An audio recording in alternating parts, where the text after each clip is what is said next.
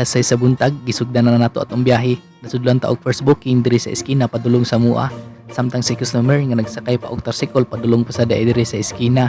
Ug sa dihang naabot na siya, nangutana din siya nako maabot pa ba daw maybe for 7 sa iyang trabahoan. Ug ako lang pud siya giingnan sa makaya lang. Padulong din siya og outlet Pueblo dito sa Tamiya. Ug gitagaan lang pud nako na siya og helmet para makagikan nami, para dili siya malit sa iyang trabaho. Ug sa dihang nakasakay na siya, ako na siyang giingnan nga aron lang may agi sa Bagundan lapos dito padung Laray para dali ang among pag-abot sa iyang trabahoan. Sa dihang naabot nami sa Laray, usa sa dis mga tambayanan, soroyanan, ikagabi. Kung ikaw nakaiplano nga moari, pwede ra kay dado nimo imong pamilya, barkada, uyab, kay daghang kag mapilian diri nga street foods labi na og gabi. Pwede ra si kay magtambay kay chiller kaayo, hangin po kaayo, idaol ra sa dagat. Ug naabot na po dimi diri sa Marcelo Ferdinand Bridge. Ug nakita na sad nako ang welcome to Lapu-Lapu nga kamatuoran nga nanata sa lugar sa trabuan sa atong customer. Ug naabot na po dito diri sa drop application sa atong customer diri sa outlet Pueblo. Trabaho din ni siya og Greenwich.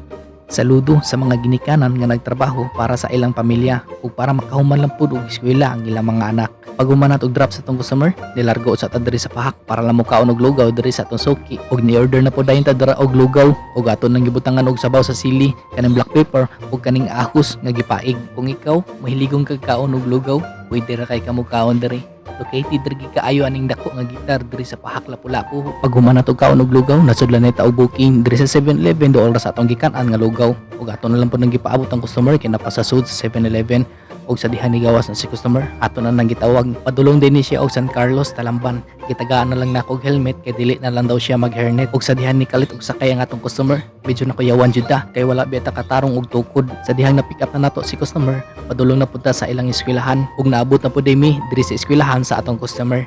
Ug gi-scan na pud na niya iyang ID ug nakita ang iyang kagwapa diri sa monitor.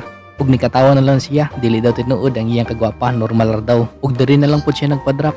Kaya napada siya atoon sa entrance ang iyang classmate. Ug gitigaan na lang pug ko niya og 200, wala na lang niya pangayo ang sukli. Salamat kayo sa tip ma'am. Ug ako siyang giingnan nga pwede ba siya mo hi ug mubabay diri sa akong kamera. Ug nibalik kid siya ug ni hi. Daghang salamat ma'am, God bless you all. Garal lang sa kutob ang atong video, ride safe mga karapido. Sa katong ganahan magpahimo og drag sticker, pwede ra kay mo diri sa Foxer Graphics, an apparel printing service. Located diri kay ni siya sa munisipyo sa Lapu-Lapu at bang aning gasol station nga naay Skywalk ug duol ra sad kaayo aning Gaisano Island Mall.